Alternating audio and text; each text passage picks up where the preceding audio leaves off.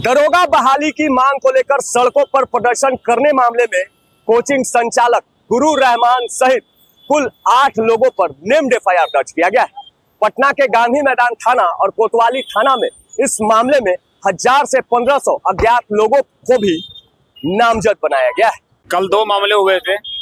कल डाकबंगला चौराहा पर एक सब इंस्पेक्टर और कांस्टेबल को बहाली को लेकर के उनके कोचिंग संचालक जो कोचिंग चलाते हैं उनके नेतृत्व में कहीं न कहीं यह वो जुलूस आया था, वो एक मजमा आया था जो कि काफ़ी बड़ी संख्या में थी। तो डाकबंगला चौराहा पर उन्होंने आया था, यहाँ पर उनको रोकने का प्रयास किया गया था। इस वक्त बीच में काफ़ी उग्र थे और भीड़ उग्र रहने का कारण से हम लोग ने यहाँ रोकने जो प्रयास किया था, तो इसी में बैरिकेडिंग से भी बाहर कुछ निकले थे, कुछ टी तक चले गए थे।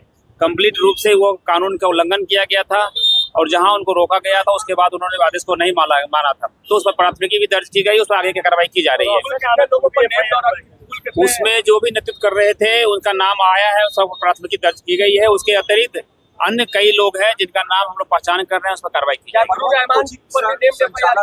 मैंने स्पष्ट कहा है कि जो भी नेतृत्व कर रहे थे सबका नाम आया हुआ है, सभी लोगों पर नाम के साथ में प्राथमिकी है।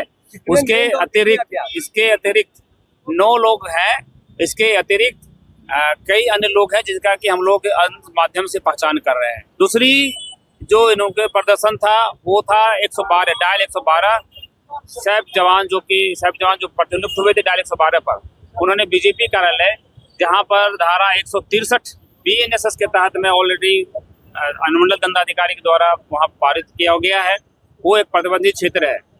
तो बीरचंद पटेल पथ पर बीजेपी कार्यालय के सामने उन्होंने उग्र प्रदर्शन कर रहे थे, काफी हिंसात्मक थे और उनको लगातार बताया जा रहा था कि धारा 163 लागू है, आप इस कानून का पालन करें, आप यहाँ चले जाएं। बावजूद इसके उन्होंने बीजेपी कार्यालय के समक्ष प्रदर्शन करते रहे, तो उस संबंध में भी प्राथमिकी दर्ज की गई है, उस कार्रवाई सब की जा रही है। आपको बताते चले कि सोमवार को दरोगा बहाली की मांग को लेकर हजारों की संख्या में कोचिंग संचालकों के नेतृत्व में सड़कों पर उतरे अभ्यर्थियों ने जमकर हंगामा किया था। इस दौरान इन अभ्यर्थियों और छात्रों को समझाने के लिए पुलिस ने इन पर बल भी प्रयोग किया था और इस पूरे मामले की जानकारी देते हुए डीएसपी ने साफ कहा है कि बेवजह सड़क पर उतरकर प्रदर्शन करने मामले में दरोगा अभ्यर्थियों के साथ साथ कोचिंग संचालकों पर भी कार्रवाई की गई है, तो दूसरी ओर बीजेपी कार्यालय घेरने वाले डायल 112 के कर्मियों पर भी एफआईआर दर्ज करने के दिशा निर्देश जारी कर दिए गए। नीरज त्रिपाठी, न्यूज़ 24 पटना।